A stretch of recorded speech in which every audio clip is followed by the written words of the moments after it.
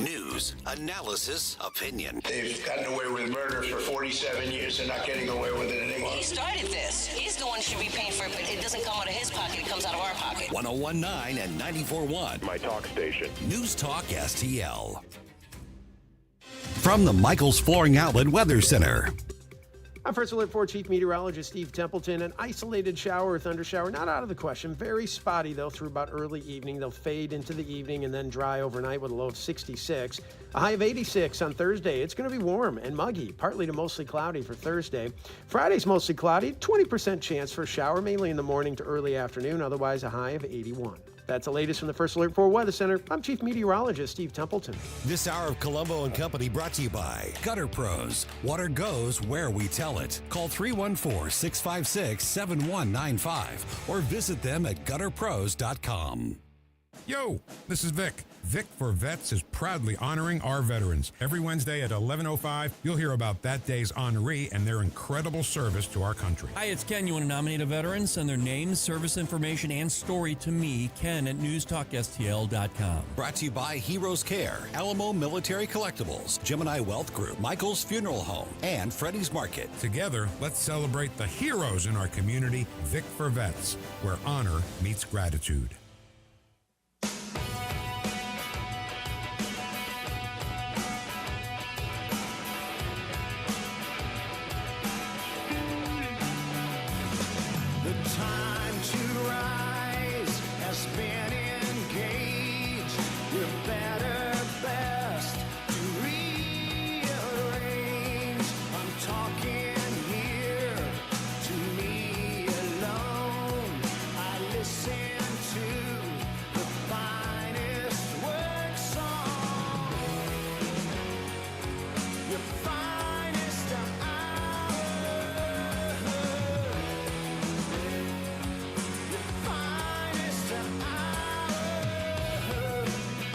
Hello and welcome to Colombo and Company on a Wednesday afternoon. Still have to think about what day it is, this shortened holiday week.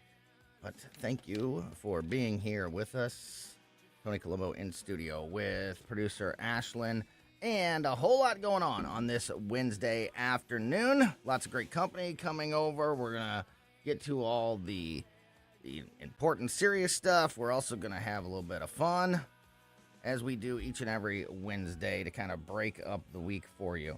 Lot going on. We talked, about this with our guests yesterday, about where we're at with the conflict in Iran and how it feels like we are at a point of change, that something is going to happen soon, whether it be a major advancement of peace talks or another military action.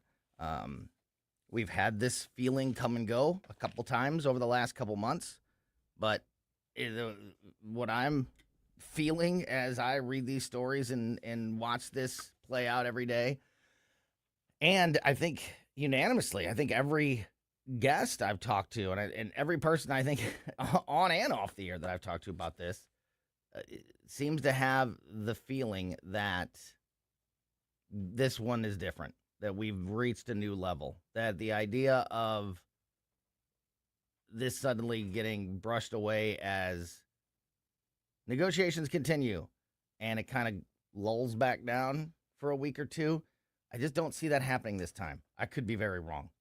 Anytime I've been ever optimistic, about anything in politics, it usually doesn't, or the news, it usually doesn't work out. But it definitely feels that way, and I want to get you an update on all of what's happening here as we go through the afternoon. We also have new UFO files being released, and we have the NASA administrator, Jared Isaacman, addressing some of these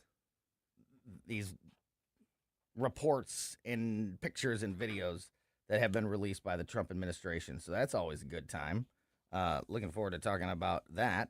Also, Joe Biden. Yeah, Joe Biden poked his head out of the ground and has got himself back in the news as he is suing the Department of Justice to block the release of audio recordings and transcripts tied to the special counsel investigation into his handling of classified documents. If you remember, this was the big investigation that happened that focused around when Joe Biden was vice president, and he not only did he take classified documents that he wasn't supposed to have, view classified documents. This is the one, remember, where they found boxes and boxes of these things and is literally in the garage parked next to the car, or in boxes next to the car. Like that's where this is all tied to. And Joe Biden doesn't like the direction it's going. And guess who he's mad at about it?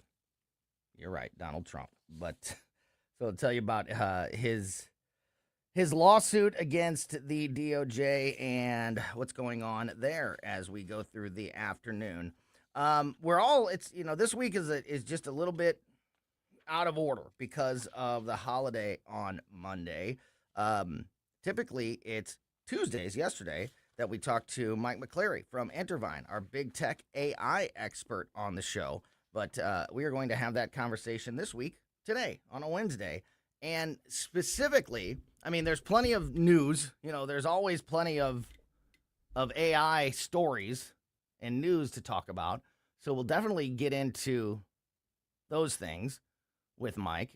He'll be with us in less than 10 minutes, and he's going to be with us for a good chunk of this 2 o'clock hour. So we're going to have time to unpack a lot of this stuff. So we're going to get into all of that stuff.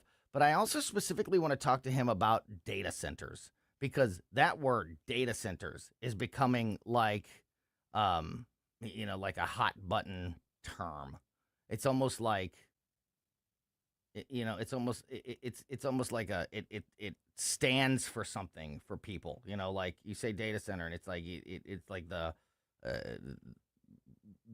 like description of evil for some, and for others it's not. And why is that? What's the truth about these data centers? Because you see wildly varying reports on what they're doing. If they're bad for the environment, if they're good for a metropolitan area because of the jobs, but is it also, is it going to destroy a city? Just all these things that are tied around data centers. And I can't think of a better person to talk about this with, to get the truth, to get the understanding of, what is all of the concerns, and are they legitimate or not? Some of them. I'm sure some of them are, and I'm sure some of them are not. So looking forward to having that conversation with Mike McClary from Intervine in just a few moments. Also today, you heard him a little bit ago on Jamie Allman's show, but the great J.C. Corcoran is going to be with us in the 3 o'clock hour this afternoon. He has his annual event coming up this weekend, and it's always great to catch up with JC. So he's going to be with us in the 3 o'clock hour. And Wednesday afternoon, a lot of shuffling of the deck this week. Guests on different days, but one thing that is as consistent as it possibly can be is Klose's Kabinet. And that's every Wednesday. So we're going to have that. We're going to open up Klose's Kabinet in a little less than an hour, just after 3 o'clock here with our buddy Mark Klose from KC95. And, of course, the sponsor of Klose's Kabinet is Weber Chevrolet, and Skip Weber will be with us for that conversation as well. Always a whole lot of fun to catch up with those guys. All right, so before we get Mike on the line, let's get you caught up on the latest coming out of Iran. And, this is it's getting to the point where this is almost a, minute-by-minute situation with announcements, statements being made out of either side, and, just a lot of moving parts. So we're keeping a very, very close eye on this. The president said today that the negotiating with Iran, he described as being on fumes, the negotiating process on fumes, and said that the Iranian regime is trying to, quote, outweight me, which is not a surprise because this is exactly what we've talked about with, many folks over the last several weeks. And it's the way it's always worked for Iran and other groups, especially in the Middle East, that, you get caught, with a nuclear, making nuclear weapons or whatever it may be, and the United States gets involved.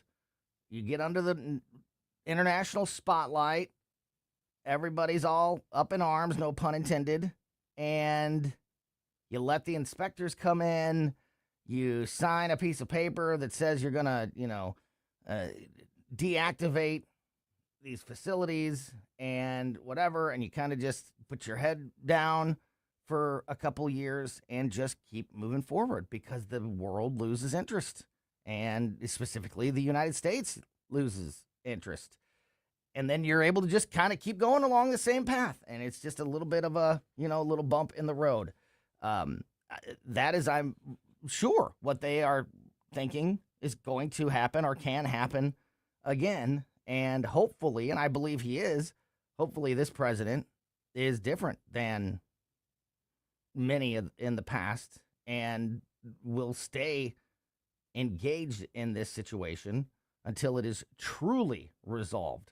But you can't expect Iran to believe anything different because they've got decades of history on their side that if they just kind of drag their feet long enough, that the attention span of the world and the United States will just run out, and then they'll be all right. But hopefully that's not the case. President said today that Iran is, quote, negotiating on fumes, accusing them of abusing its long-running strategy, there you go, of delay tactics to outweight him on denuclearization. Exactly what I was just talking about. Quote, Iran is very much intent. They want very much to make a deal. So far, they haven't gotten there, Trump said in a statement today. Continuing, quote, we're not satisfied with it. Either that or we'll just have to finish the job. Trump said that U.S. negotiators are, quote, doing a good job, but argued Iran has little leverage after recent military losses. Quote, their Navy has gone. As I've said 1,000 times, and Navy is gone. Their Air Force is gone. Everything's gone. And they're negotiating on fumes. Maybe we have to go back and finish it. Maybe we don't. Trump also said Iran's economy is in, quote, free fall, and claimed the regime believed it could wait him out, there you go, until the midterms. Quote, they thought they were going to outweight me. I don't care about the midterms. I don't know if that's true. Very simple. Iran cannot have a nuclear weapon. I'm doing that for the world. I'm not doing it just for us, unquote. As I mentioned a little bit later on, he said that the U.S. could make a good deal with Iran, but warned that a military option could produce a great deal that would be nastier but foolproof, his words. So a little bit later on in these, various meetings and press briefings today, Donald Trump said, quote, I can say that we can make a good deal right now, but maybe not a great deal. He said this at today's monthly cabinet meeting at the White House when asked whether the Iran deal could be tied to more countries joining the Abraham Accord, something that we touched on in our conversation with Susie Moore yesterday.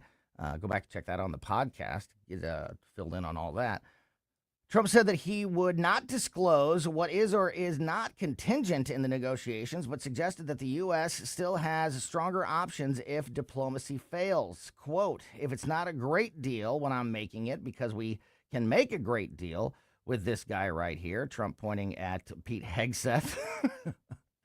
Quote, it's a lot nastier, probably wouldn't go as quickly, but it would be foolproof. Trump said negotiations are going pretty well, but again criticized the Obama-era Iran nuclear deal as the worst deal and a, quote, path for Iran to have a nuclear weapon very quickly. The president also said that the U.S. did not set out to pursue regime change in Iran, but argued that recent losses have effectively transformed Iran's negotiating team. Quote, we didn't set out for regime change, but by the fact that we're dealing with a totally different group of people than when we were at the beginning, this is regime change. So a lot going on, and all of that. Trump also touched on gas prices today. We'll get into that a little bit later on in the afternoon. But, you know, as I've said over the last couple days, when you read these reports, when you listen to what's being said by both sides, it just doesn't feel like we're getting closer to a agreement. It feels to me that we are more heading towards the path of military action. But anything can happen, and that's why it's so important to keep an eye on everything and keep you up to speed as it happens, which we will, of course, do. All right, let's change the conversation up a little bit. We're going to be joined by our big tech AI expert. We're going to talk about data centers with Mike McClary from Intervine next.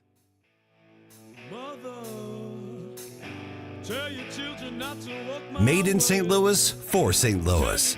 It's News Talk STL.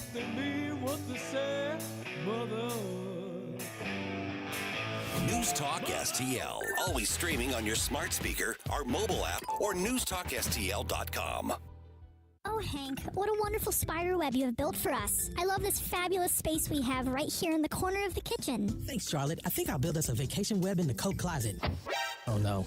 It's the pest control company again with those green wheels. They always kill the mood. This is Derek, the owner of All Solutions Pest Control. Give us a call today at 636-486-7888. We'd love to help you out. Learn more about our special $67 offer. You can visit us online at allsolutionspestcontrol.com. If a pest-free home is your goal, call All Solutions Pest Control. Colombo here for my friends at Bluff City Outdoors in Alton. The knowledgeable staff at Bluff City has served the St. Louis outdoor community for decades, and they can take care of all your bow hunting needs, all your trapping needs, all your fishing needs, and more. Plus, while you're there, you can schedule a trip with a local fishing guide and shoot in their archery range. Bluff City Outdoors is open 7 days a week, 1 mile east of Fast Eddie's at 2813 East Broadway in Alton. Follow them on Facebook and at bluffcityoutdoors.com. Tim Jones and Chris Arps in the afternoon. Judges block Alabama's new map. We'll talk to Legal Eagles Zach Smith about what's next in the redistricting fight at 420. Tim Jones and Chris Arps. Weekdays at 4 on News Talk STL.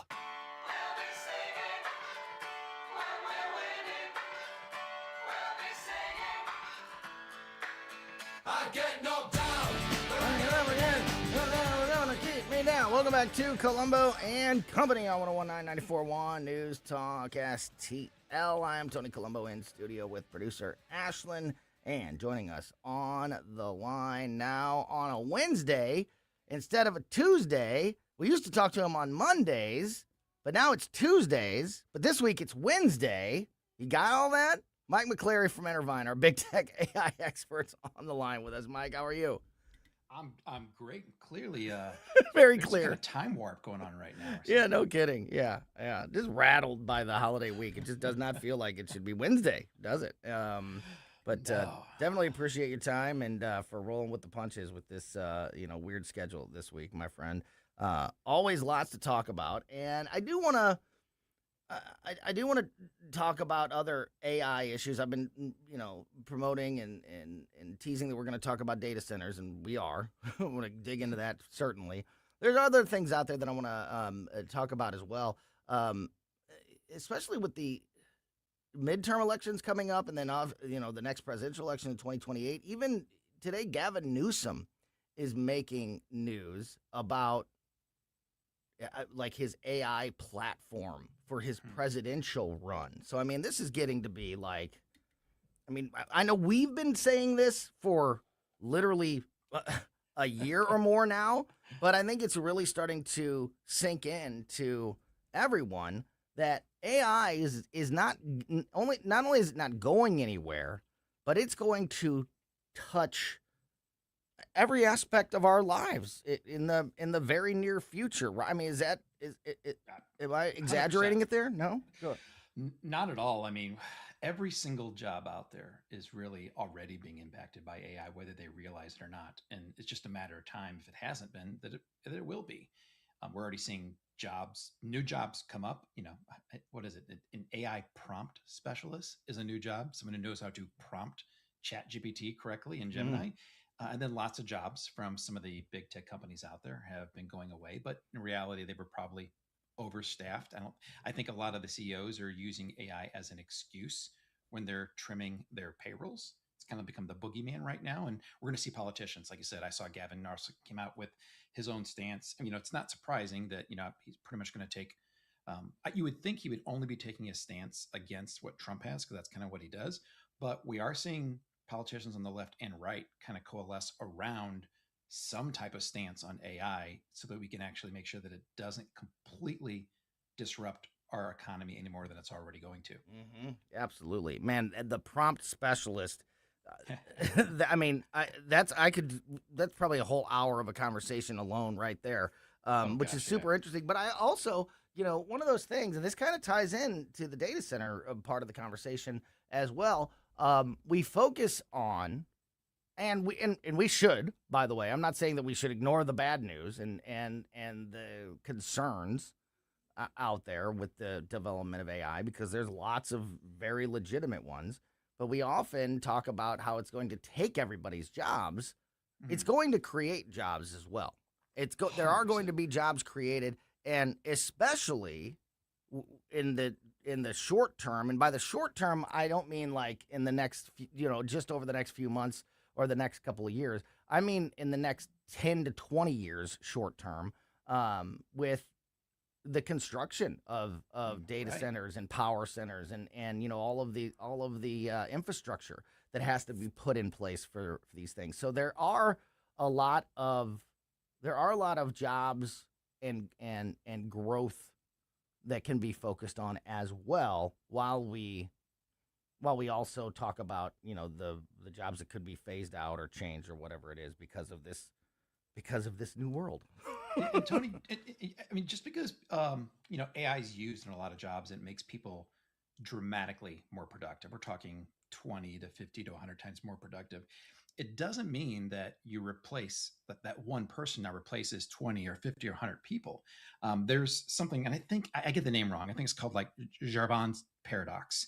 And this is a proven thing over time, where when something becomes more productive, and like the cost goes down to do something. So for example, if a programmer right now can do the job of, let's just say, 5 programmers, companies don't get rid of those other 4 programmers. That one person becomes more productive, which means that he's more valuable, but he's not going to get paid 5 times as much.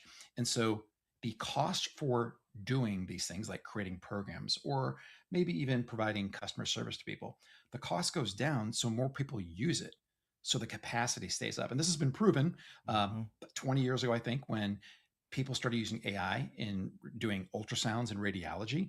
There was a time that people said, you will never have another radiologist again, because AI is going to do all the reviewing of all kinds of x-rays. That never happened. Instead, the cost of radiology to have it reviewed went down, and the demand went up to compensate and actually overcompensate.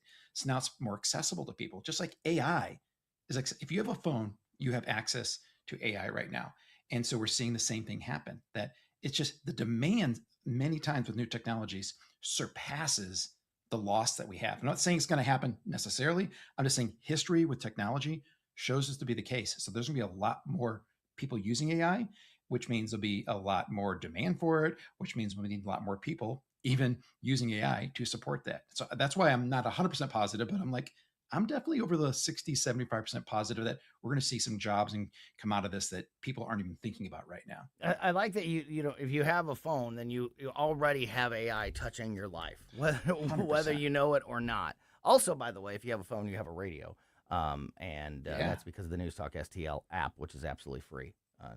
Just remember that as well. But yeah, that is just how prevalent it is in our lives. We're already, whether you are actively using it or not, the companies around you certainly are. the social media companies, the advertising companies, all of these things, are using these AI tools. So 100%. And it's making them more efficient. And hopefully, hopefully it's going to make the ads you and I get a little better targeted too. So we're not getting you and I those typical ads that men our age seem to get all the time. That continues. And I've blocked hundreds of them at this point. That still is happening. And what's crazy to me, okay, little side tangent here. I've talked a lot about the targeted advertising, about, when I mentioned a piano and all of a sudden I was getting piano commercials, when I was painting my stairs and I was getting painting, when I was getting paint ads, all of a sudden, how they're obviously listening and targeting, our ads. Nothing new, right? Right. Lately, I've been getting ads in Spanish.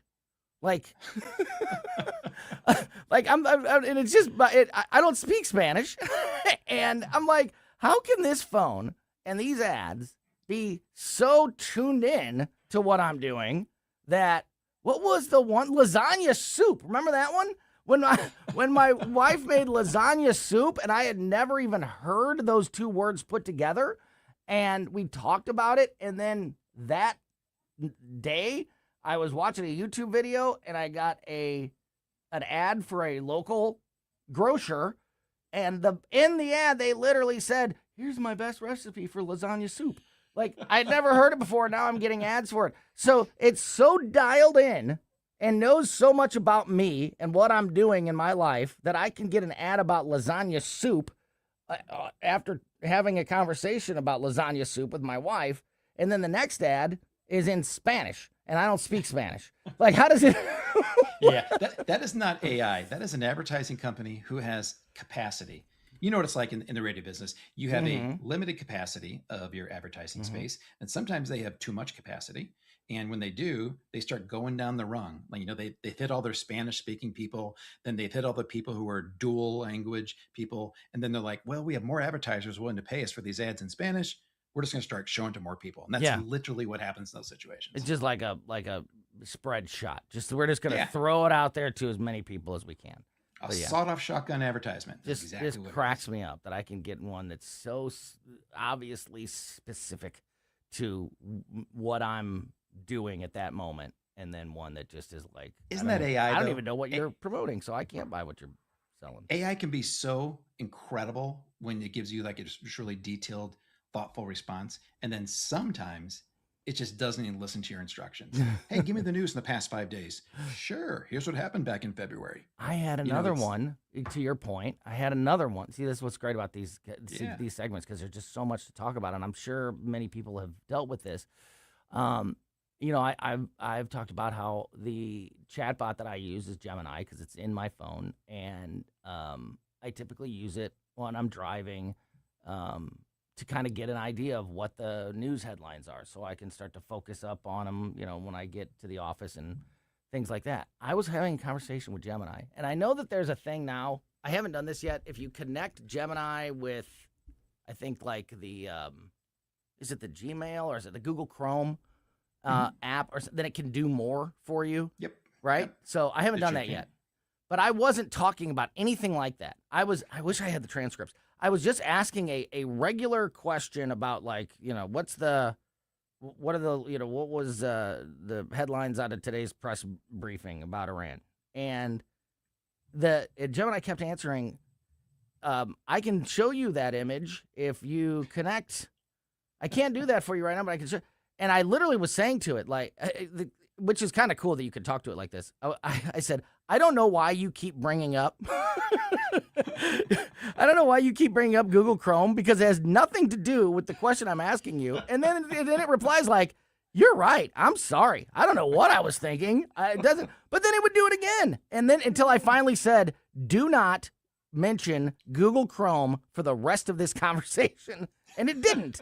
But I found some glitch. I'll have to show you the transcript. I'm sure it's in there somewhere.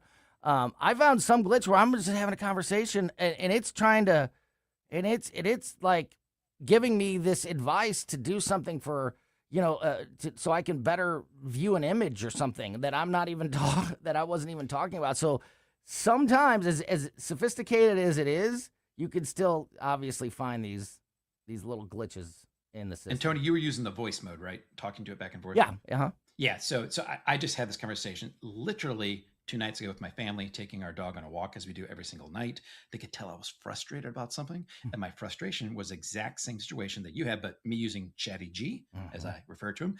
And I've just come to accept the fact the voice models, because of the way that they're constrained by compute, they're constrained by data centers. And we're starting to see that right now. So when you use the voice model, they're giving you like the cheaper, not quite as smart. The whole focus is being on quick back and forth conversation. So it doesn't do a tenth of the thinking that when you type in a question to ChatGPT or Gemini that it does. They just want to give you quick answers back and forth to keep you happy. And I have proven this by doing, face-to-face tests with them, where when you use the voice mode, it literally doesn't even follow instructions. Like I do a lot of prep work for these shows. I ask for like news in the past 7 days only. I want, sources cited so I can exactly what they are. I only want to cover AI. And if I use AI mode, like the voice mode, it will literally tell me stories that are 4 or 5 months old. It won't even be an AI story sometimes, and it won't give me any sources. And sometimes if I ask it to give me the source after the fact, it'll say, oh, I don't even know what that story was that I just told you about. It's crazy. And so I think all we're seeing all for the reason of trying to be natural and quick and have a human conversation, because it thinks that, if it pauses and like is doing the whole like Android thing of scanning, that you're not going to use it as much. I don't know. I'm sure they have studies about this, but that's why, and we've talked about this before, that's why I start every conversation with, I want you to give me the latest I want you to give me the latest news, latest available information on whatever we're going, whatever topic I'm going to ask it about. And you definitely can tell the delay. Like it does take an extra few seconds to get responses, but I'd rather do that than not get that information. But if you don't tell it, if you don't specifically tell it to, and then I'm sure that the chat bots are still not as good, even in that case, as using the programs or typing it in the search bar or whatever. They're not. No, but it definitely helps a lot when you specifically say, okay, I want you to check the very latest information on whatever whatever topic we're talking about before while we're having this conversation, and it helps. By the way, someone is spraying water outside my house. If you can hear that, I don't know what they're doing. That's all right. The dog's playing in there. But Tony, what's really interesting is that I don't know if it is a psychological thing or it's a true thing, but I feel like the voice models sometimes are getting dumber. And maybe our expectations are so high, like we're so used to having AI right now that we expect it to be right 95% of the time. And it just isn't. I have so many problems with the voice models over the past 3-4 months that I feel like they're getting dumber or I'm getting more impatient. And maybe it's a combination of the two. Well, and you mentioned one just a minute ago, and here's how we're going to tie it all together and get the data center conversation going, because you mentioned a minute ago that a lot of it has to do with lack of compute.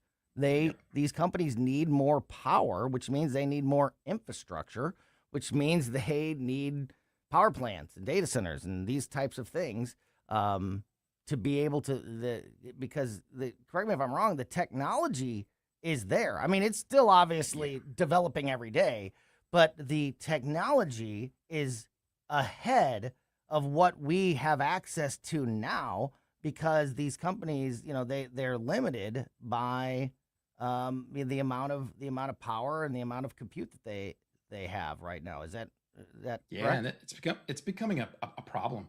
And I know we talk about this in a few minutes here, maybe the next segment. Yeah. But I think that we may have even hit AGI if we just had enough compute right now. I think the models are that smart that we may have already done it a few months ago. AGI is artificial general intelligence. And then there's another level after that, right? ASI, artificial super intelligence. Oh boy.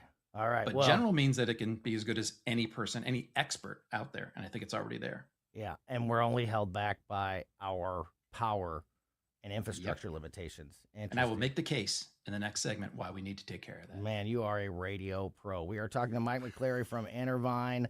Intervine, of course, the local family-owned business by Mike that makes the best flashlights, lanterns, and headlamps on the market, including also batteries in all different sizes. And you can get all the flashlights, all the lanterns, all the headlamps, AA, AAA batteries, different size batteries, all of it at Intervine.com right now for 25% off just by using my name, Tony, Tony, as your promo code at checkout. Intervine.com, Intervine, Intervine.com.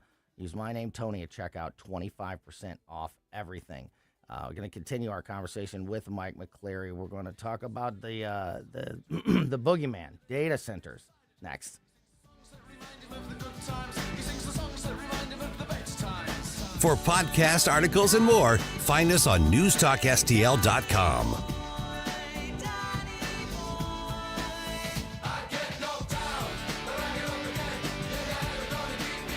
News, analysis, opinion. Unleashing energy dominance is not just about ramping up a domestic supply. We need to be looking at other markets to be able to place our product. Being in a stronger position to be able to export to these other countries that want it. 101.9 and 94.1 News Talk STL.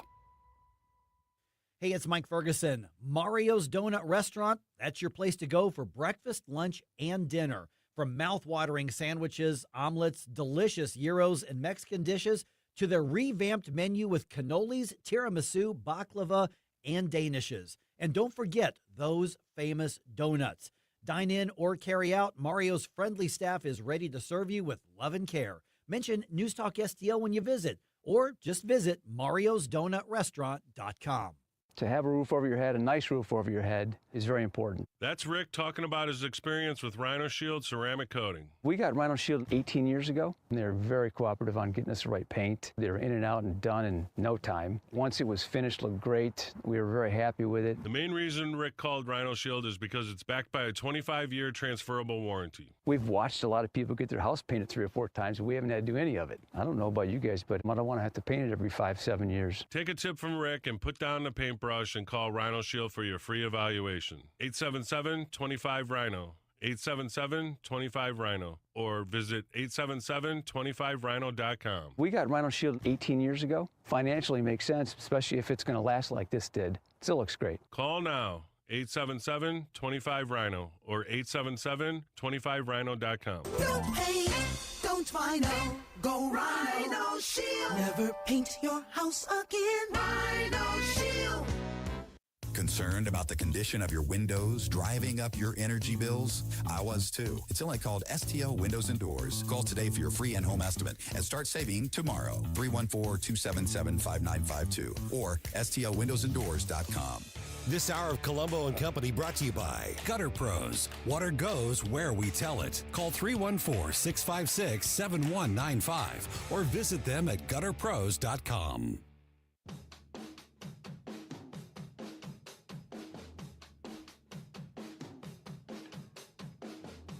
Welcome back to Colombo and Company on 101.9 94.1 News Talk STL. Talking with our big tech AI expert, Mike McClary from Intervine, and wanted to spend some time here this afternoon talking about data centers. And I can't think of anybody better than Mike to shine some light, provide information on, the data center issue, because this is the way I feel, Mike. Correct me, or let me know what you think as well. I feel like data centers is becoming like a trigger word. Mm-hmm. It's being used, by people on both sides of the argument, but especially on the people that are against them, as a kind of like a boogeyman term, as I said a moment ago, like trying to paint the data centers as this destructive, horrible thing that we have to fight against.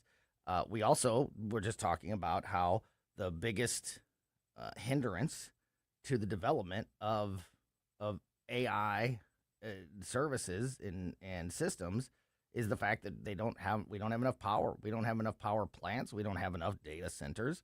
So something's got to give here if for this growth to continue. What is why do people fear data centers so much, and are those fears, in your opinion, legitimate? I think the number one thing is just this general fear of AI.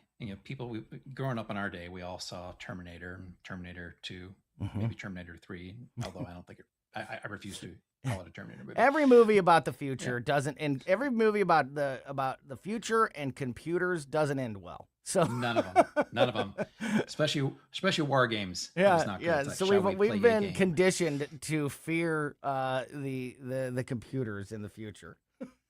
And what people don't realize yet, because they're not seeing the benefits yet, is all of the incredible things that we're getting already from AI. They just may not realize it because they used it a year ago and they saw it spell strawberry wrong or not count the R's correctly in there. But if people were using the latest versions of these AI models, they would see something dramatically different than even it was 6 months ago. These models now, they don't make mistakes like they used to. They are right 99% of the time, and they're right at an expert level. Like inside of your phone, when you use these models to ask it a question about science, medicine, math, chemistry, marketing, whatever it is, it's all wrapped up into one unbelievable brain. And we have access to that right now. We're basically taking electricity and power and turning it into super intelligent thought. I mean, that's the product being created here, thought. And we've never had that before. Most people haven't used it that way. It's like, I heard someone talk about it. It's almost like the alchemist stone. Before they're taking lead and turning into gold, we're now taking sand, which is all these silicon comes from, and turning it into thought by making these transistors and GPUs into thought, something that's unbelievably more valuable than just the sand, the trillions of sand we have all over the earth. And people don't see the value yet, but it has so many unbelievable potentials for us that we haven't even seen what it's going to be able to do for us in medicine, in science, in energy. Like, I know there's a huge energy like a deficit right now, but once we get to this point where it's actually solving problems for us, it's going to be able to help make all these problems so much better for us. But we got to get to that point. And to do that, I think the biggest thing kind of clicked in my head as I was thinking about this is that in the old day, we had manufacturing. The U.S. had manufacturing. We were great, and we lost it all to China. But then we still had software, right? And software is very scalable. If you create a good software program or an app, pretty much one person can create that and sell it to billions of people, right? It's like one piece of software, and it scales tremendously. With AI, we're back to manufacturing. And hear me out. This is kind of the best way I have of putting it. Every time you ask a question of an AI bot, it has to manufacture what are called tokens, these huge bits of information it has to process in order to give you your answer. So these data centers are manufacturing tokens. And you'll hear AI people talk about this all the time. They need trillions of tokens a day to meet our capacity, and they're manufacturing it. And every token, think about it as a word. It's a word like car, house, Mike, Tony. A token is a word. And once they place those tokens in sequence, it starts guessing what the next word is in the sequence, and then the next, and the next. And they're trained on these trillions of computations, and they get incredibly smart knowing how to answer almost any question. But it's incredibly power intensive, and that's why they need all these data centers to do it. And these tokens are being manufactured right now, just like we manufacture products and widgets. And we're back in the phase where we have a full-blown need for manufacturing. We need the power to power these plants. We need the water to cool them. We need the buildings to store them. We need the racks to put the computers on them. We need the computers themselves with CPUs. And then we need the GPUs also to power the brains. And then we need network cables to actually run between everything. And then we need people to maintain everything. That is a full-blown manufacturing environment that we're back in that is so much different than just regular software, but no one really thinks of it that way. But we are manufacturing in the United States, and that's why we need all this infrastructure built up to support that manufacturing. You just touched on the water and and the size and scope of these things. There's been a lot of arguments about the damage that that people say that these data centers and power centers do to the environment. I know you and I have talked about the water situation many times, and it's the same debate that happened decades ago with nuclear power plants being built. But just to revisit that, and also, by the way, while we're having this conversation, I literally, as we were talking just now, was Googling. I was going to ask, what do people fear about data centers, to see what it said.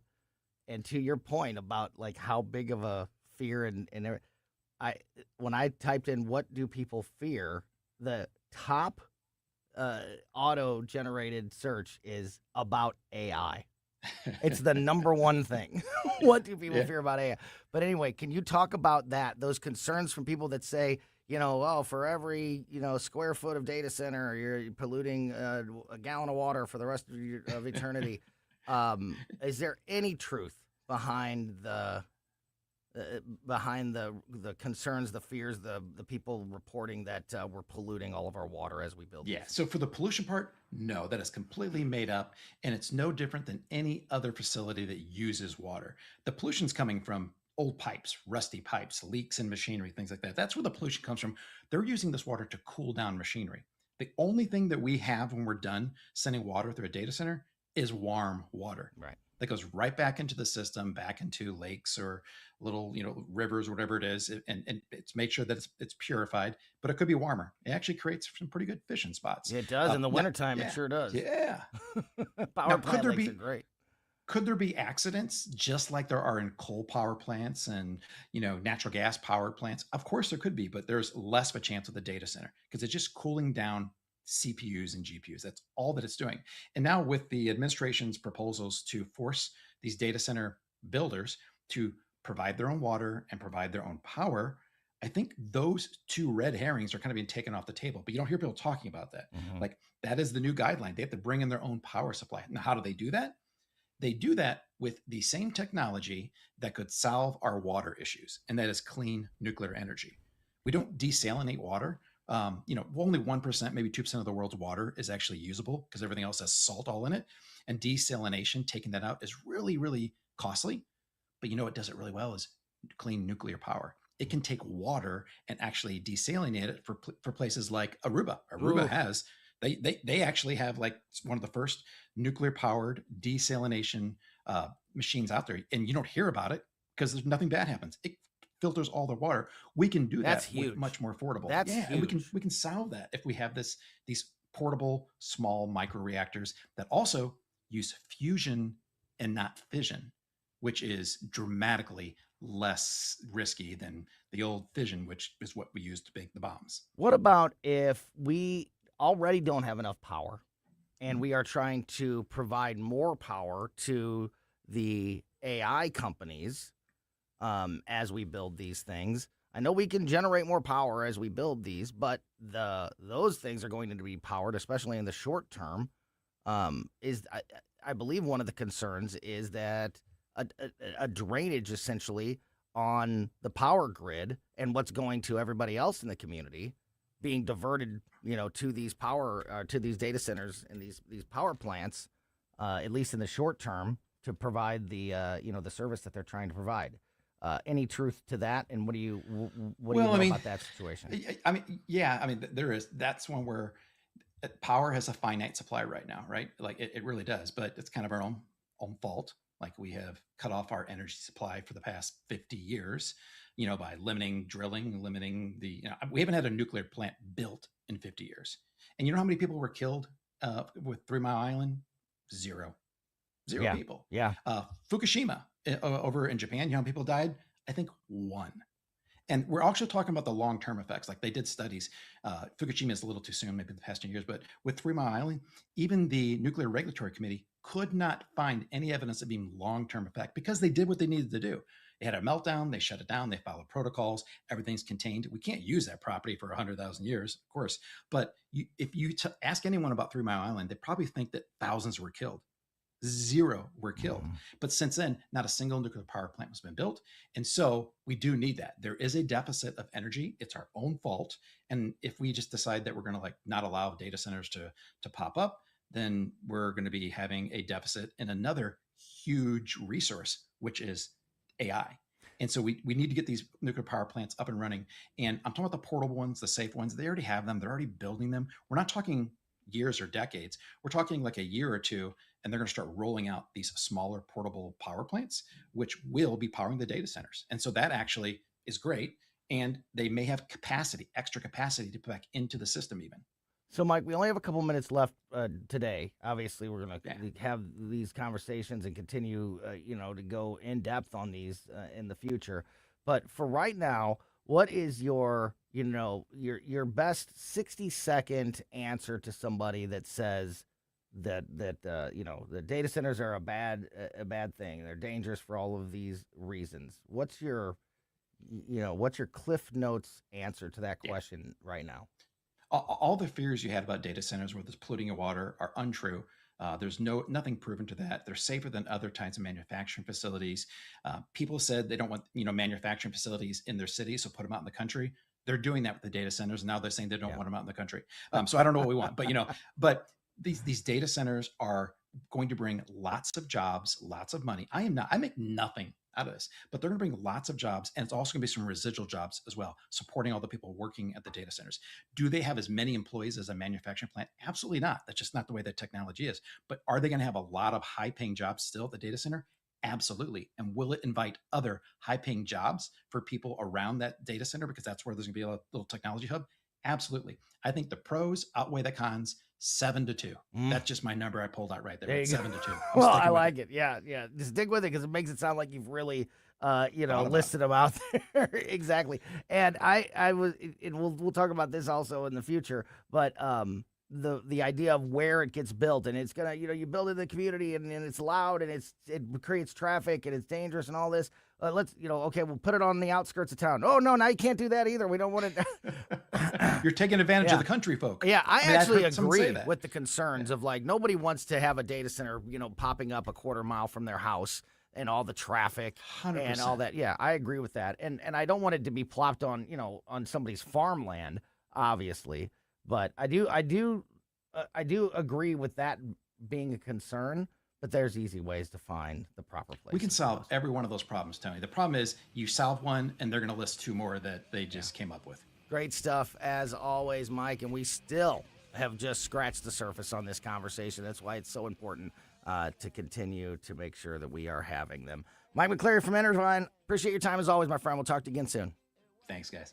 All right. And we are going to have a little fun. It's Wednesday afternoon, which means it's time to open up Klose's Kabinet. Mark Klose with KC95 and Skip Weber join us next. I'm Dr. TJ, owner of the Institute of Natural Health, co-owner of Optimal Nutraceuticals, and the host of Wellness One. Wellness One is designed to cut through the nonsense and provide you common-sense science-based information regarding health and wellness. On the show, we discuss topics like thyroid health, gut health, hormone optimization, and many others. Our show airs Saturdays at 10 a.m. and 2 p.m. and Sundays at 11 a.m. and 3 p.m. right here on Newstalk STL. And you can visit us at inhstl.com. That's inhstl.com.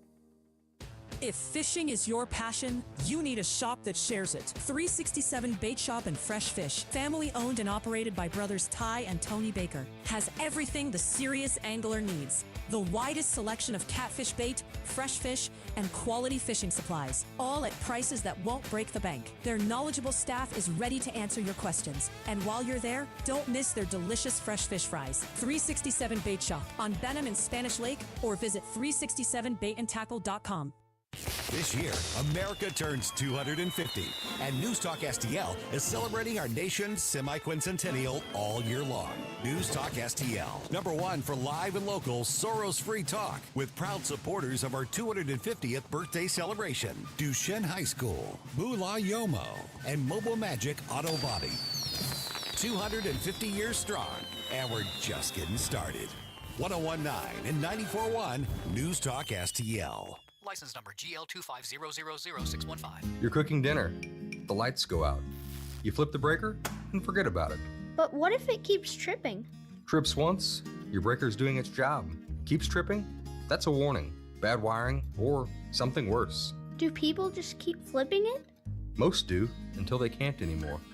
Call Grasser. We'll stop the trip. Green is always Grasser at GrasserHomeservices.com. KLGY HD3 Clayton, K270BW Bellefonte, KNBS Bowling Green. This is News Talk STL at 1019, 94.1, and always streaming at newstalkstl.com. Breaking news at Town Hall. I'm Bob Agnew in Washington.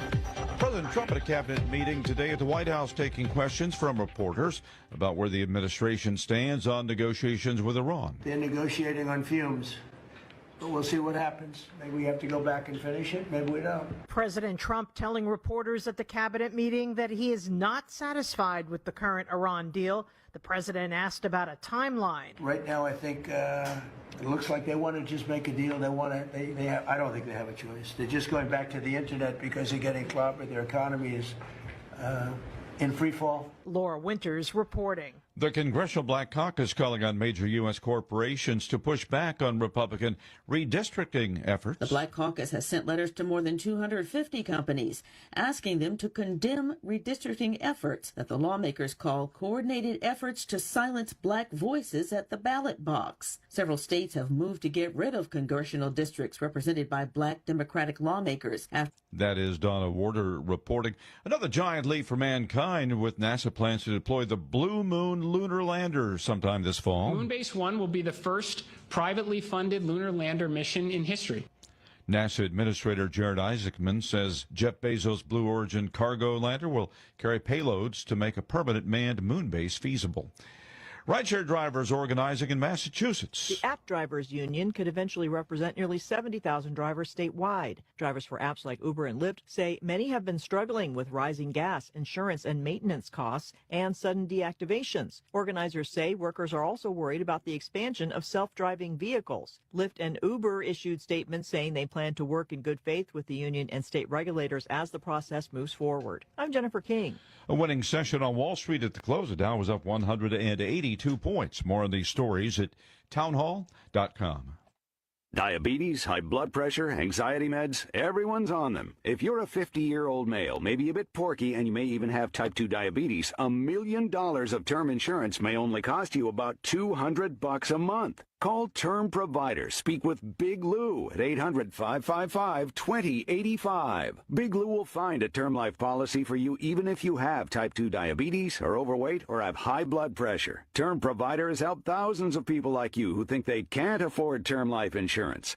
To buy $1 million of affordable term life for you, all you need to do is call Big Lou at 800-555-2085. Lou will make sure the scales are tipped in your favor. Call 800-555-2085. Big Lou will answer your call and work to fit you into a term life policy that you can afford. Remember, Big Lou's like you. He's on meds too. Call 800-555-2085 or biglou.com. From the Michaels Flooring Outlet Weather Center. I'm First Alert 4 Chief Meteorologist Steve Templeton. An isolated shower or thundershower, not out of the question. Very spotty, though, through about early evening. They'll fade into the evening and then dry overnight with a low of 66. A high of 86 on Thursday. It's going to be warm and muggy, partly to mostly cloudy for Thursday. Friday's mostly cloudy, 20% chance for a shower, mainly in the morning to early afternoon, otherwise a high of 81. That's the latest from the First Alert 4 Weather Center. I'm Chief Meteorologist Steve Templeton. Let's get real. Here's the truth about eliminating Missouri's income tax. I'm here with State Representative Bishop Davidson. And Bishop, you've heard the complaints about the proposal. Here's your colleague, Representative Ashley Awney. Frankly, the only thing that this resolution does is increase sales taxes. So what does this do and what does it not do if we say yes? The first part of this constitutional amendment is a constitutional shall. It's a guarantee to the people in Missouri that if they vote for this, that their legislature will enact and shall enact legislation to eliminate income taxes using natural economic growth over time. That means when the economy grows, instead of it going back into the coffers of the state, it goes into the pockets of Missourians. The second part is a constitutional may. It allows the legislature to have a conversation around sales taxes, but only so that they can eliminate income taxes faster and reduce local tax rates like personal property tax and real property. Get the facts at afpmissouri.com. This hour of News Talk STL brought to you by Chris Cooper and Serenity Wealth Management. Business owners, download your free playbook for financial clarity at serenitywealthbiz.com. That's serenitywealthbiz.com. If you have a phone, you have a radio. I listen to News Talk STL on the app driving to work. Download the News Talk STL app. You got to get the News Talk STL app. Love the app. Can listen anywhere in St. Louis. And listen anytime. News Talk STL right on my phone. Anywhere.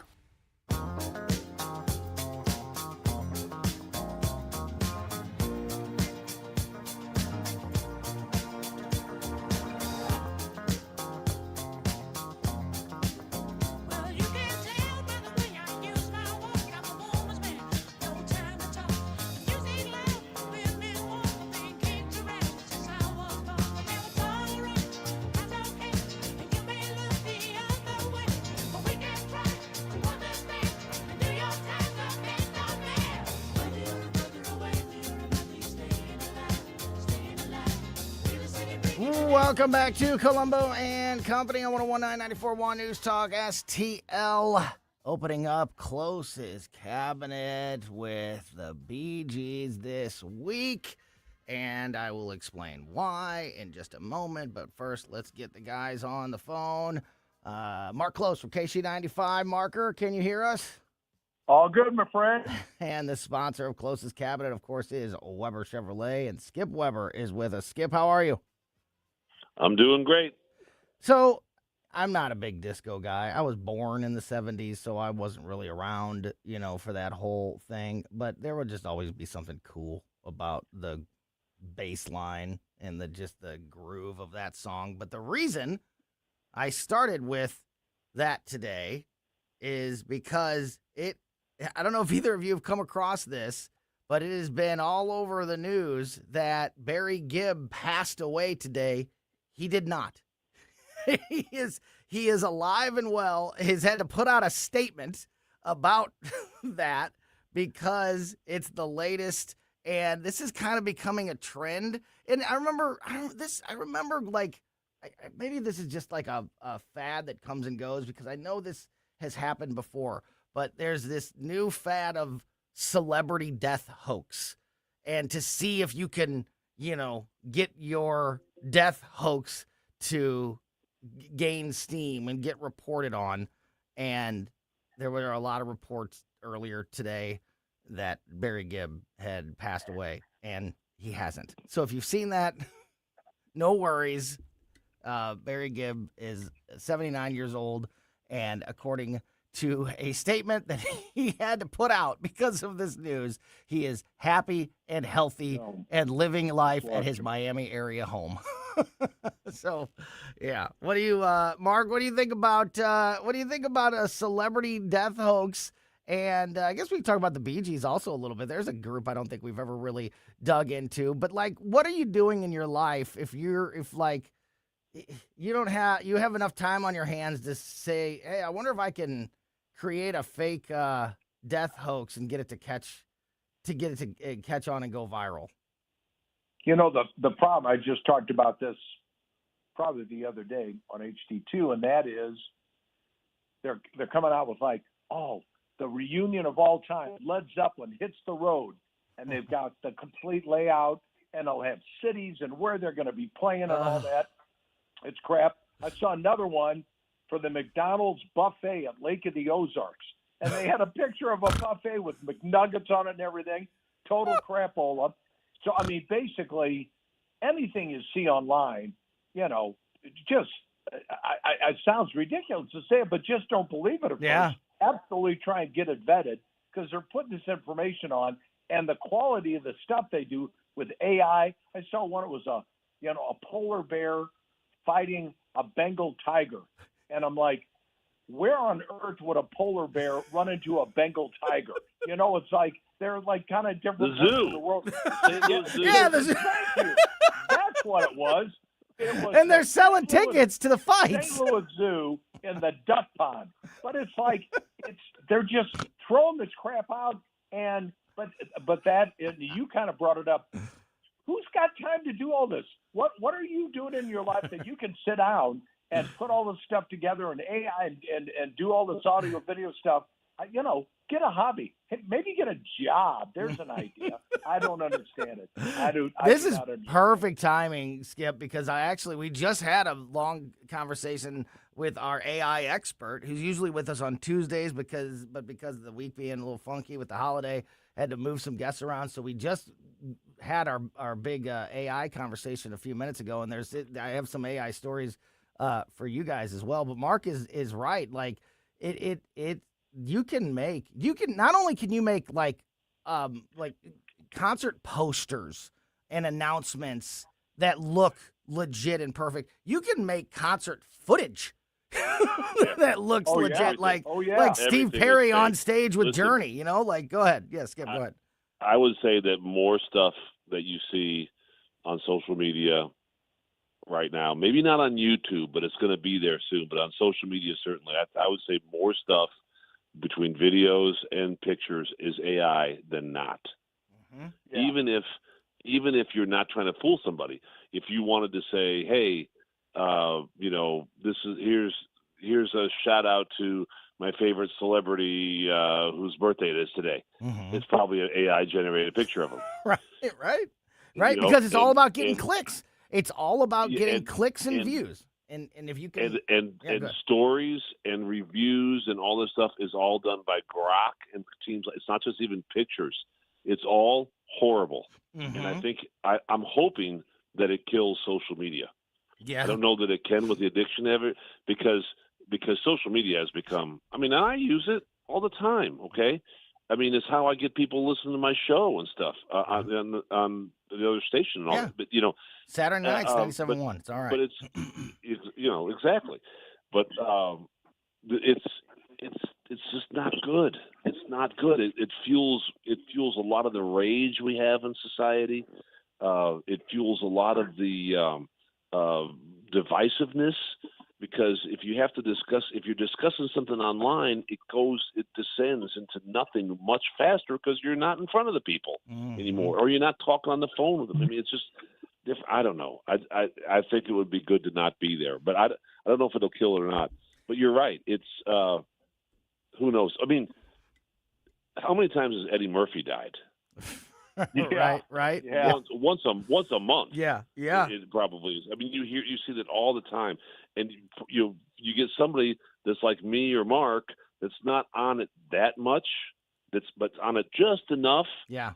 That we'll see it. And yes, there's been 22 Eddie Murphy death hoax, but somebody like us will see it for the first time and send it out to everybody we know. Oh man, what's your favorite Eddie Murphy movie? And everybody will just pile on. Exactly. And that's what they're looking for. They're looking for clicks, engagement, because the more they can get, the more money they can generate, or, the bigger social media footprint you have, there's a lot of benefits to that. So anything you can do to get those clicks. And the way that we defeat it is to not reward those things. But I don't know that, and another thing, Mark, to Skip's point, I think Skip is spot on, especially with the Eddie Murphy analogy.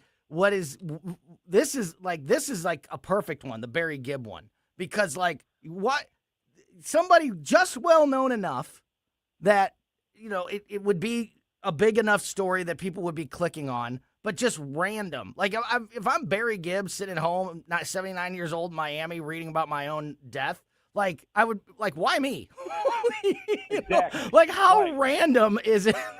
How random is it to create a Barry Gibb death hoax? But that randomness, I think, makes it feel more plausible. Like nobody would fake a Barry Gibb.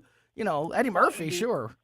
Right, and the other part, and we touched on it. I guess it's been about a month ago that Dave Mason died, and I had people. He's one of my all-time favorite hosts. Mm-hmm. And I had people texting me saying, hey, Dave, and I'm like, all right, let me check. And it's you're hesitant to believe anybody because of the amount of stuff, erroneous information's out there, and then you finally get enough of it some of these, I don't. Skip mentioned, or somebody, it's like when they go the Cardinals. Ozzie Smith has passed away a couple of times. He's had cancer a couple of times. Yeah. Then I saw and John Rooney, the play-by-play guy, I saw him that they were talking with them cancer, and it's always the official whatever. the official Cardinals, the official, right. Long John Silver. If you see the name official in the title, it's usually not them. So, No, God. no, you're exactly right. It's only gonna get worse. And I'm not a big censorship or regulation person, but there's got to be, with AI becoming so prevalent and so good, there needs to be some rules on if you're going to post, something that's AI generated, it needs to be identified as such. But you also can't find the source. A prime example is we have the Casey Stuff Store, Sweet Meat the Pig. We got T-shirts and koozies and blah blah blah blah blah. And you go online, and it comes up on my stuff all the time. They'll show a Casey T-shirt going, "Say yes if you like it. Order here," and it's got price. It's not us. Not you. Yeah. It's just somebody that's making it up. So people send their money in. We don't know if the quality's in. We don't even know if you're going to get your money or not. And it's like, I was talking to our promotion director. They chase it once a month. They'll find out. They'll get it shut down. And she said within 3 to 4 days, there's a new site packed up again. Popped up, and you just can't. Maybe it's coming from Russia or India or Tibet or Arnold, Missouri, but you can't trace it. You can't find out what the source is. So, you can stop it for the time being, but then there's something brand new, within 48 hours. It's same thing. Hey, same thing happened to me this winter. I bought a Weber Chevrolet hoodie, and it showed up. It had 2 B's, and it was a total hoax. Total. I thought I was supporting Skip, and apparently I just got totally. So I would accept whatever you paid for that hoodie. You can just send me half that, and I'll still feel like you. Well, so it's I didn't even intend really to go down the AI rabbit hole, but like I said, we were just talking about AI with our AI expert in that last segment, and then as I'm looking at some of the weird news of the day, a lot of it is starting to revolve around AI gimmicks, stories, whatever it may be, and here is one. It's one of the Guardians of the Galaxy movies did this, and there was also another famous cartoon that did this not recently, but in the last 10 years. The idea of a dog collar that can translate your dog's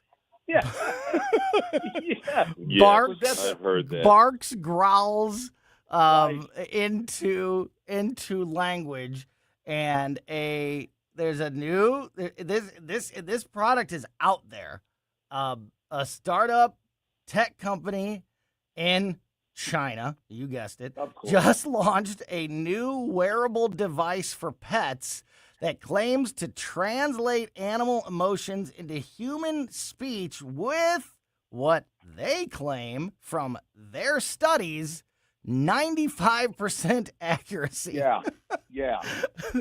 The gadget hangs from your pet's collar and uses AI to study things like vocal patterns, behavior, and body language to figure out what your pet is trying to communicate. It costs $118, and according to them, again, so grain of salt, massive, they've already sold 10,000 of these things. They've 10,000 pre-orders. Actually, that I think I believe. The 95% accuracy, I don't. Do I think that there are at least 10,000 people out there gullible enough to buy a dog collar translator? The bad thing is they're going to pay that money, and they're going to find out that anytime the dog is barking, it's just yelling, "Hey." So it's going to translate, "Hey, hey, hey." I mean, that's my dogs. They're barking at the car. Hey. Yeah. Yeah. And, I've looked exactly. Food. Hey, look at that guy. I've looked deeply in my dog's eyes, and, I don't think there's much back there.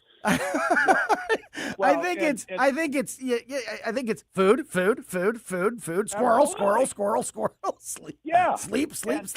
And to be honest, too, I don't know about you. I don't need anybody else in my house talking to me. I got plenty going on with my wife. I knew no one else needs to enter the fray with their input. It's like that's one of the benefits about a dog. It ain't talking to you. It's like it's just sitting there. That's why you get a dog. That's a great point because whatever it's saying, it's not going to be helpful. It's just going to be another. It's just going to be another person in the house asking for something. So absolutely, and I got plenty of that going on. No more, thank you. Well, one of you should do it. Who wants to buck up the $118 to run a test on the dog collar translator? I don't have a dog, so it's up I'll to do you. it. Send it to me. Yeah, I'll do it. Send it to me. I'll see what it. I'd be interested to see what it says. I'll try it. And you know what? And if they're smart, they did just make it say like basic things like I'm hungry, I'm hungry, I'm hungry, I'm tired. Hey you. I think it's hey you. I mean, every time my dog whines and does those, my dog communicates pretty well. Yeah. You can kind of tell. Sure. Tell when it wants to go out or when it wants to get food or like you can tell what it's. But I think when it barks, it's just yelling "Hey." Yeah. It really is. Yeah, for sure. I mean, there's not different barks. She's just yelling. There's somebody here. There's a threat. I'm gonna chase it away and let everybody in the house know that something's going on. You know, that kind of thing. Yeah. So I'm interested to see what they say. Yeah. I think it's going to be stupid. But I think we're going to be laughing about it. Oh, but I would love to see it. Go ahead. Wouldn't it be great if Skip bought one and put it on his dog and it started and the dog's going, buy a Nissan, buy a Nissan, buy a Nissan. I'd pay for the collar then. I'd pay for it. So no, I told you before, my dog thinks that she's the coolest living thing on the planet when she rides shotgun. Yes. In my truck. And got to be in a Silverado. She's not thinking that when she's riding in a Nissan. No, that's a fact. Yeah. Buy a Nissan. Another AI story here. We've heard about people using AI lawyers literally in court. And we've heard about AI medical diagnoses and things like that. Here's a new one. There's a survey that's gone viral about the idea of using AI as juries instead of human juries. One, because nobody likes to do jury duty, so it's harder and harder for cities to, to get jury members. And the one side argument is that there's no bias with, an AI or a computer jury member. But that, it's as biased as the person programming it. So, that's not necessarily always the case either. But this poll it's a legit poll. It had like tens of thousands of people surveyed. It's not one of these, we asked 100 adults that said that, where is it at? It's 75% still say that they'd prefer a human jury over a AI or chatbot jury. And I know that, there's a lot of it, rightfully so. There's a lot of concern and suspicion over AI results and things like that. So this doesn't surprise me at all. But I also wouldn't be surprised if that number doesn't change over time. Skip, what do you think about the idea of who would be more who would have less of a bias, the AI chatbot jury or the human jury? So I am not a lawyer, obviously. I don't even play one on TV, but I have lots of friends who are lawyers. My college roommate is an attorney. He's not a trial attorney, but he does go into courtrooms, but it's for businesses and stuff. But I know several other people that various legal things that they do: defense, prosecutor, corporate guy, family attorney, whatever. And I think that they would all I could be wrong, but I think that most of them would say it's a bad idea. And here's why.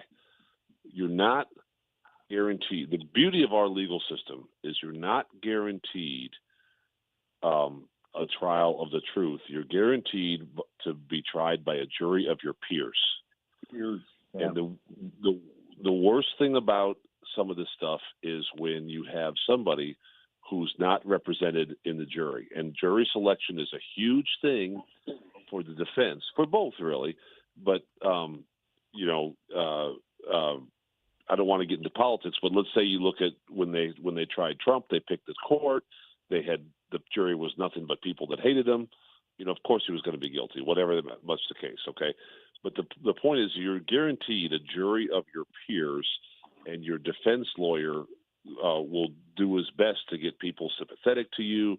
The prosecution will get people that want to put you in the chair and all that.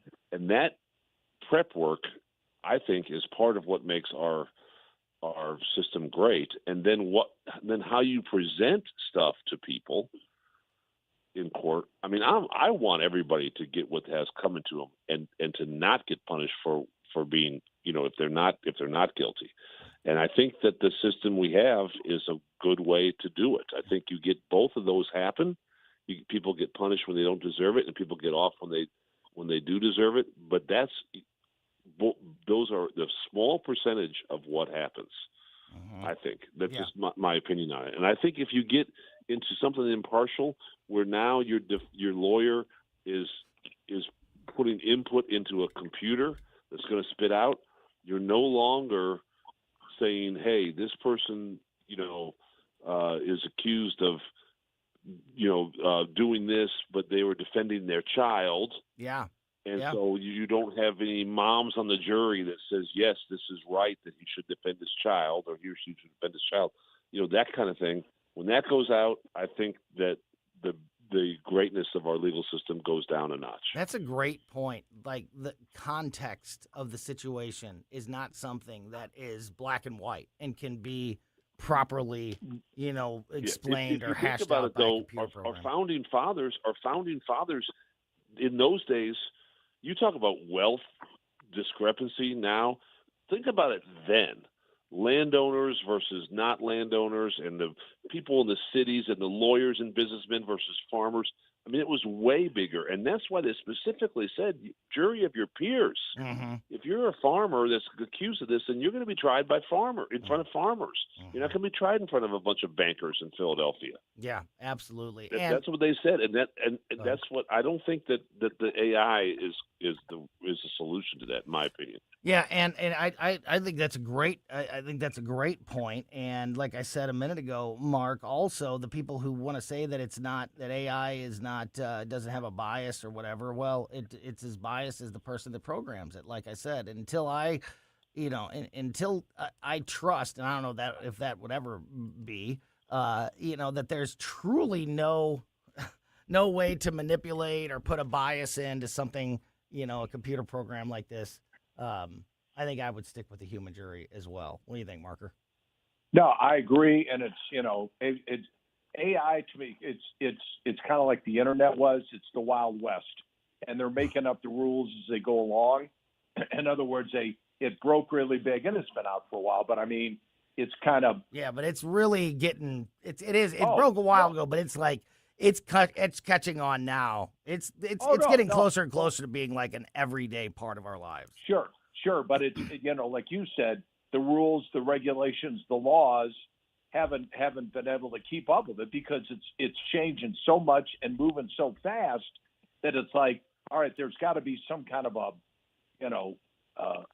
protection against something just getting out of control. Like even like with the internet and stuff, they always say about people putting stuff on the internet and should it be there or should it not be there? Well, they were doing it before they even got to that point, and now they're kind of playing catch up. And I think we're going to be that way with AI for a long time. Yeah. Skip, real question about vehicles.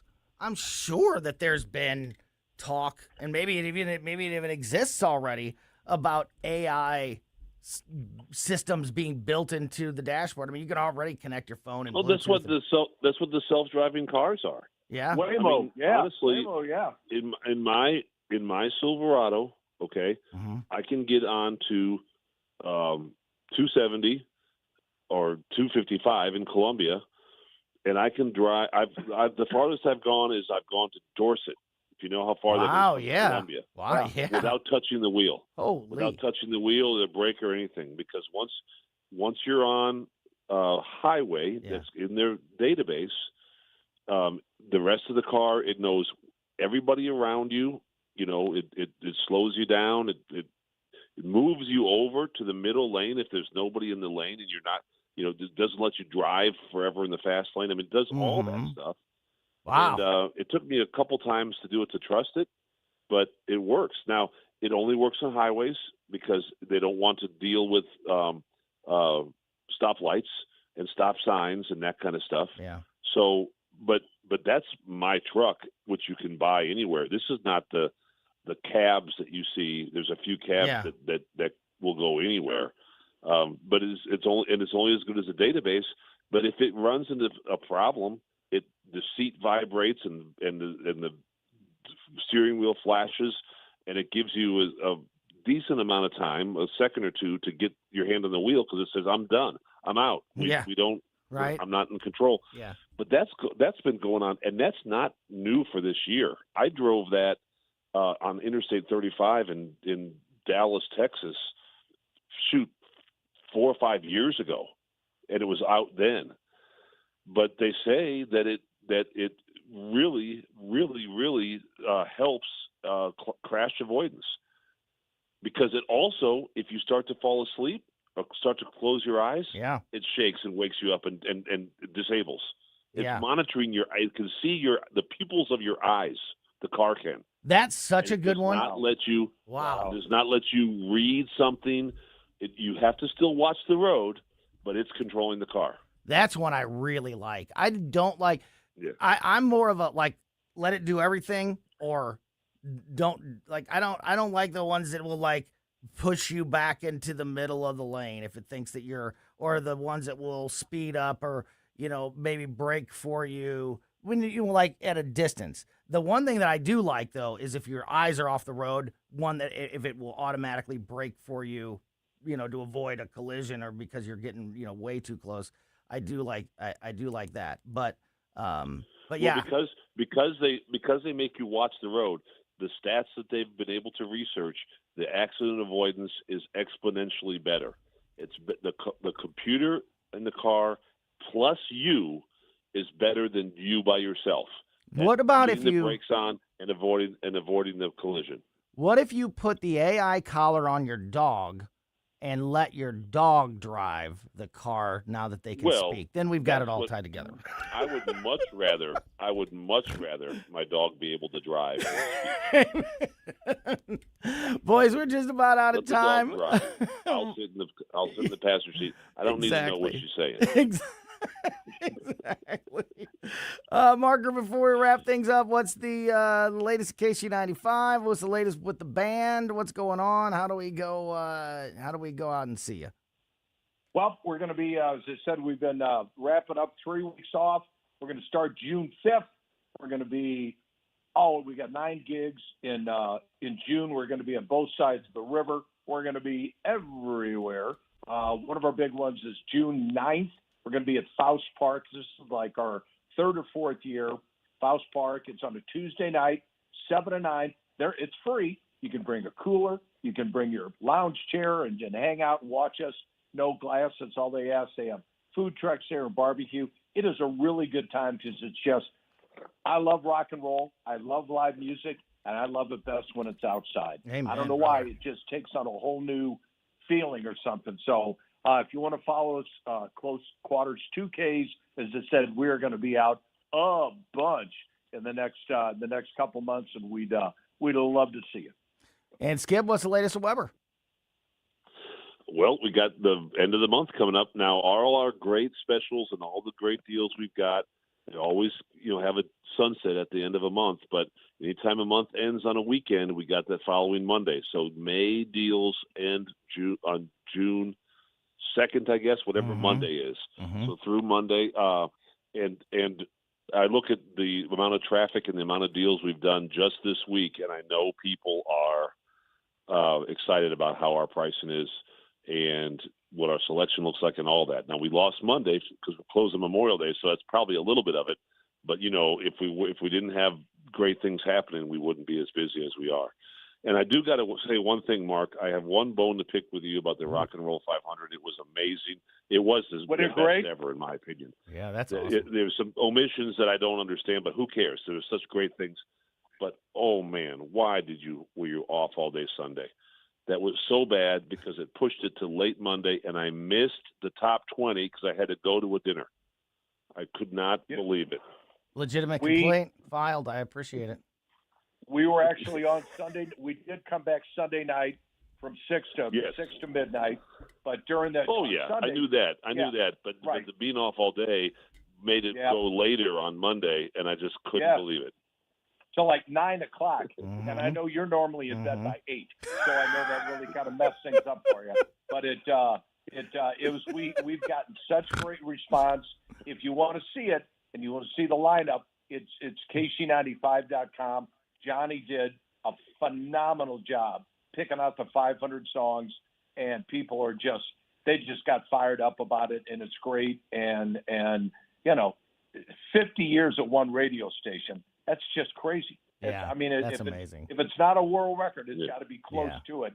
So, kudos to one John Hewlett. So great stuff, guys. Thank you. And yeah, absolutely. Awesome stuff. Mark Klose for KC95. Skip Weber from Weber Chevrolet. Great talking with you as always. Talk to you guys again very, very soon. See you, boys. Thanks, guys. Yeah, you bet. Speaking of great St. Louis radio legends like Mark Klose, we're going to be joined by J.C. Corcoran in just a few moments. The annual Brian McKenna Memorial event is coming up this weekend. We're going to talk to J.C. about that. Also, I mentioned this earlier in the show. I want to touch on this before we talk to J.C. Donald Trump, as he was talking about what's happening with Iran, addressed gas prices today. I want to tell you about that story next here on Colombo and Company.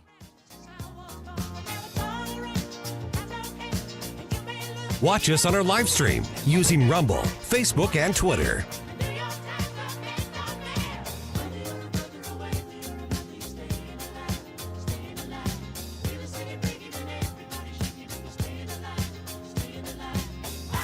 News, analysis, opinion. It almost seems common sense, but, alas, common sense isn't so common these days. News Talk STL.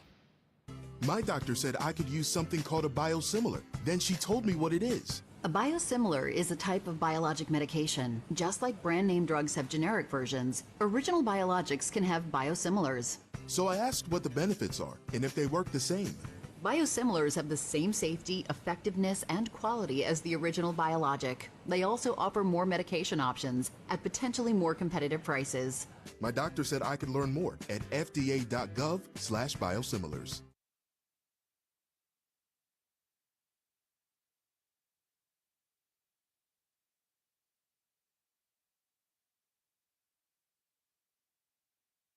Hey, it's Vic Porcelli, and my favorite sandwich from Capriati's is the Wagyu Beef French Dip. I love Capriati's, and you will too. Visit Capriati's now at 2 locations, on Manchester at McKnight in Rock Hill, and now in Creve Coeur on Olive, just 1 mile west of 270.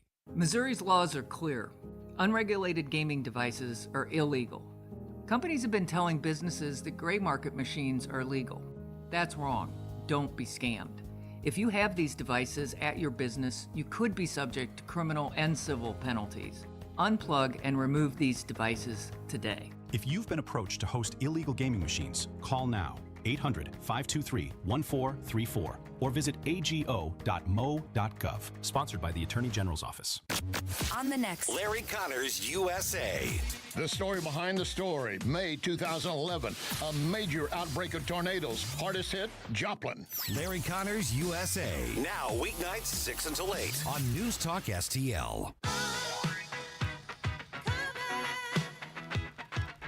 Welcome back to Colombo Company on 1019-94.1 News Talk STL.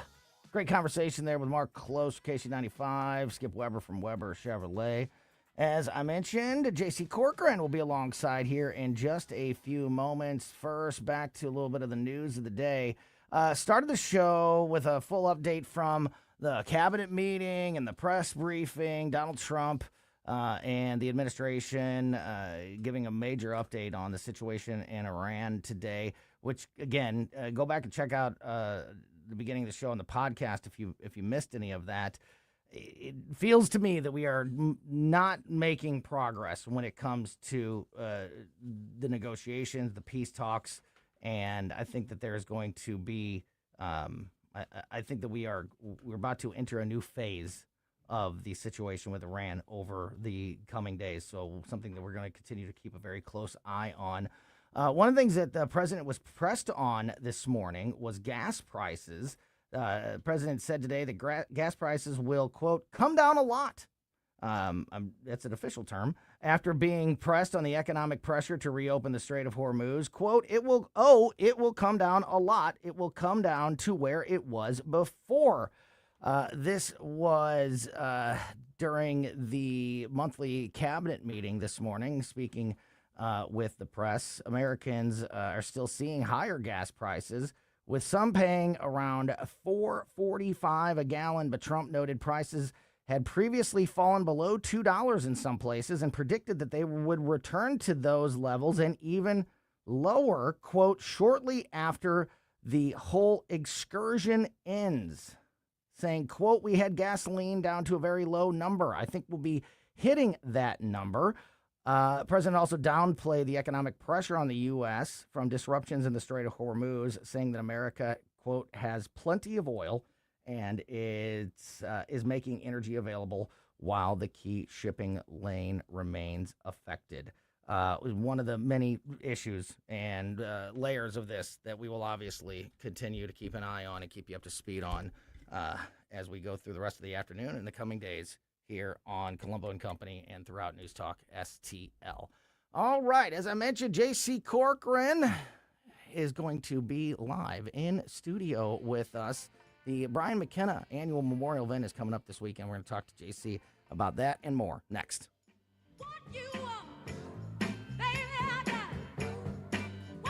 Follow Tony Colombo on Twitter at Tony Colombo Talk.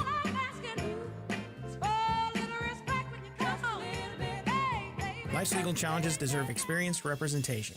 For over 15 years, Cole Combs Attorney at Law has been serving St. Charles and surrounding counties with comprehensive legal expertise. From tax preparation and estate planning to family law and criminal defense, Cole delivers personalized solutions for your unique situation. You have traffic tickets, need a business formation, real estate matters, one call will handle it all. Cole O. Combs Attorney at Law. Call 636-949-0010 extension 3 today or visit colecombs-law.com. Producer Joey V from the Tim Jones and Chris Arp Show here, reminding you, don't waste a buck on movies that suck. Tune in to Joey V's Movies Fridays at 5:45 for reviews you can trust. Brought to you by Harry J. Steakhouse in Moscow Mills. Scott, can you believe it's already been more than a decade since the Queen of Carpets sold flooring to St. Louis area contractors? I know, but I don't have to be a king to offer contractors today's lowest prices. Yes, contractors owe it to their customers and themselves to shop at Best Buy Flooring for the largest in-stock selection of carpet, carpet tile, sheet vinyl, laminate, hardwood, luxury vinyl plank, and luxury vinyl tile. Plus 3 convenient locations, North County, South County, and Metro East. Open 7 days a week. Best flooring, best selection, Best Buy. Best Buy Flooring. Rhino Shield is engineered to outlast paint, formulated to outsmart the elements. Rain or shine, sleet or snow, mold or mildew. Our home exterior coatings intelligently designed to stand up to Mother Nature. Call 877-25-RHINO or 877-25rhino.com. Hey, this is Chris Arps. If you enjoy a good cigar like I do, check out Dorset Cigar at 11396 Dorset Road in Maryland Heights. They'll help you find the perfect smoke, and they have a fantastic premium selection. Mention promo code NewsTalkSTL for 7% off. Visit DorsetCigar.com. Hiya, Bobby. Hi, Ken. You want to go for a ride? Sure, Ken. Jump in. I'm a Barbie girl in the Barbie world. Life in plastic. It's fantastic. You can brush my hair, undress me everywhere. Imagination, life is your creation. Come on, Barbie, let's go party. I'm a Barbie girl in the Barbie Ashlyn picked this song specifically for you, JC. She said this was one of your favorites of all time. Barbie. I'm not even sure I know what the song was. JC Corcoran is in his studio with us. Welcome back to Colombo and Company. I'm being held hostage, everybody. I was just on the air about 2.5 hours ago with Jamie Allman, and here I am again. Well, we got to take advantage of when you're in the studio and get you in here. Of course, by the way, if I can just say, you were talking about Iran just a little while ago. Yeah. If you go to News Talk STL, you will find a podcast of my Sunday morning show, which we call the Sunday Showgram. Uh-huh. And last weekend, because it was my 42nd anniversary of being on the air for the very first time in St. Louis, I went back into the archives and I played all this old stuff from the 80s. And one of them was something that really put us on the map, which was a call to Iran. Me and the U-Man, John Hewlett, we just one morning, let's just call Iran. And you'll hear that, and it's freaking hilarious, really, when you stop to think about it. So, again, that show I do on Sunday morning goes to podcast every Monday morning on News Talk STL. And like I said, it's like a best of. It's like a greatest hits with the old Morning Zoo stuff and everything like that. And that's posted right now. It's the best way to make sure you never miss any of the shows here. I say it all the time about this show, but it goes for JC's show, Sunday Showgram, and, of course, also the Wayback Machine on Saturday nights, 6 to 9. Don't miss that either here on News Talk STL. But, you know, those conversations, the best way to make sure you don't miss our shows is by subscribing to our podcast, because we put these shows out as podcasts right after we get off the air. We put it on every podcast platform, so there's no reason. Yeah, I to can't. miss Unfortunately, people always want it, but you can't podcast. You can't put the music. The Saturday night show, because that's all music. Right. So that's music on Saturday. Just enjoy that when it's on. But that's for the moment, Saturday night. Yeah, that's for exactly. Right. Because even the boss here, Jeff Allen, he says sometimes they're sitting out on my deck listening to the music on your Saturday night show. Yeah, it's a perfect time to have that. So it works out well. Atmosphere. Then on Sunday morning, I yak, and it's just a bunch of fun stuff like that. You know, one of the things that's coming up this weekend on Sunday is the infamous Miss Cheesecake story. This is a story that Bob Costas has been telling in those rubber chicken banquet things, the after dinner speaking. Yeah. It was 1977, and it's a very, very complicated story to tell, but Bob tells it very well about an unintentionally funny thing that happened. That was actually quite filthy, but they didn't know they had said what they said. And you hear all this cackling in the background because the people who did know, like Mike Shannon, sounded like a 13-year-old giggling in church. And so you'll hear that. You'll hear the story as told by Bob, and then you'll actually hear the recording of the game about what happened. And it's amazing what happened. That's awesome. So that's the Miss Cheesecake thing. So that is going to be coming up this weekend on the Sunday Showgram. I've told you this before. I wish that I was a woman. Too. A quarter, a tenth of diligent and realizing in the moment as you and how much you have saved. All the history that you have preserved. Yeah. That now we get to relive on these shows because of that. You got to hear them here because it's amazing how much you have. Because the people who put together like broadcast museums and things like that here in St. Louis, they don't like me and they're not interested in any of that stuff. And they, I'm an out. Yeah, you're in good company. I'm an outcast and everything, so I don't want to do it. So if you want to hear it, you got to listen to it here. Yeah, that's so great. Yeah. Wayback Machine Sunday night 6 to 9, Sunday Showgram 7 a.m. to 9 a.m.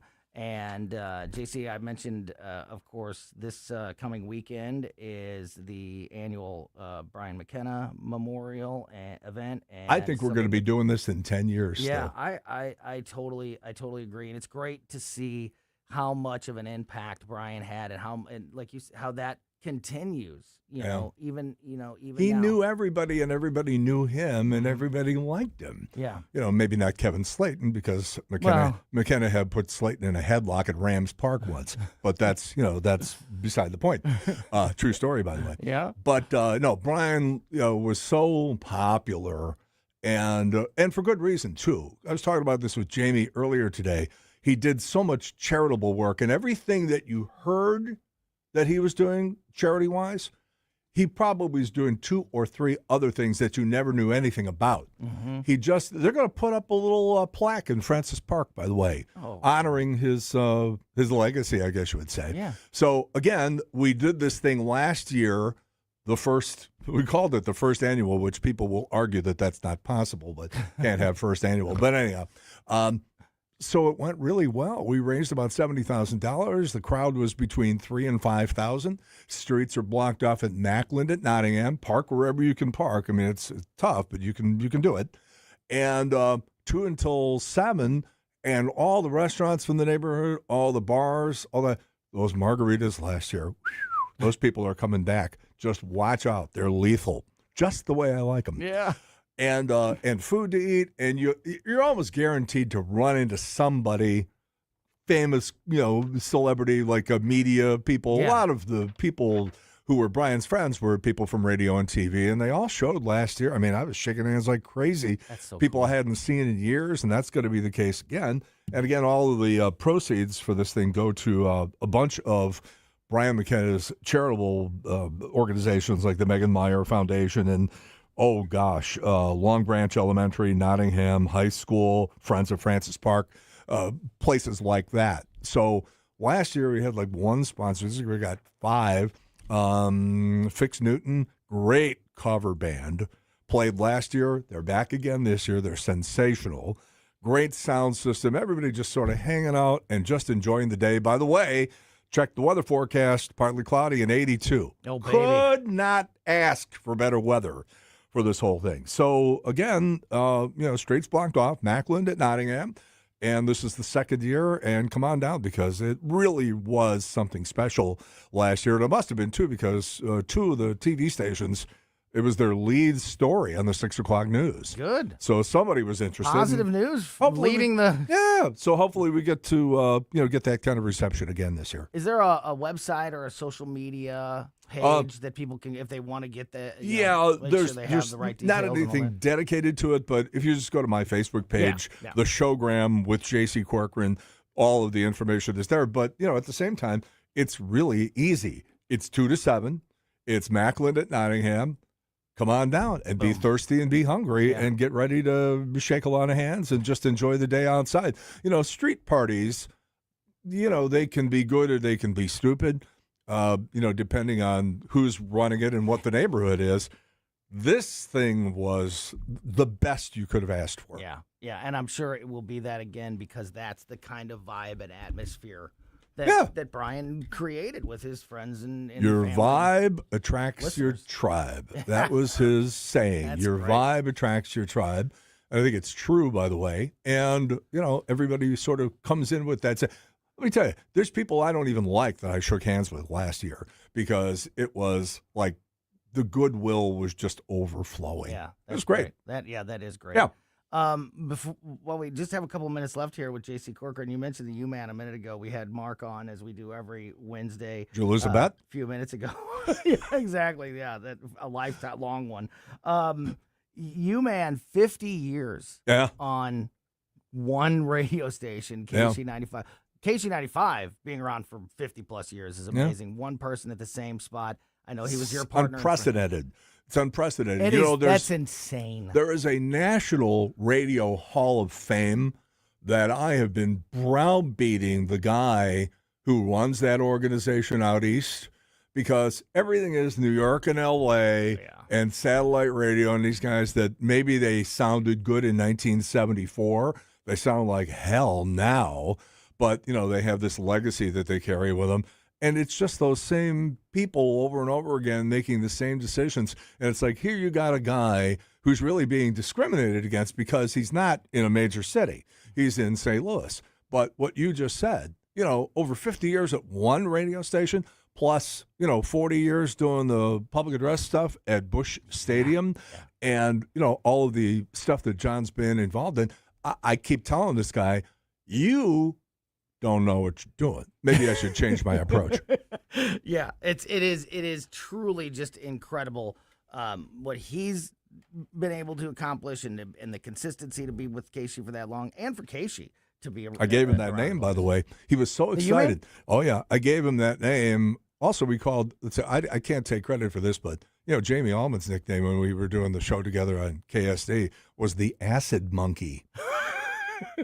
That's a whole. Doesn't have quite the same ring as the U-Man. Whole nother story. But Steve Schlanger, the sports monster, I gave him that name. Now he's doing the Olympics, for God's sakes. But yeah, and John, I never saw John so excited as when he came into work one morning and he told me that Tommy Herr, second baseman for the Cardinals back in the 80s, he saw and he yelled, "Hey, you man!" And that's when it's like, oh my God, this has caught on.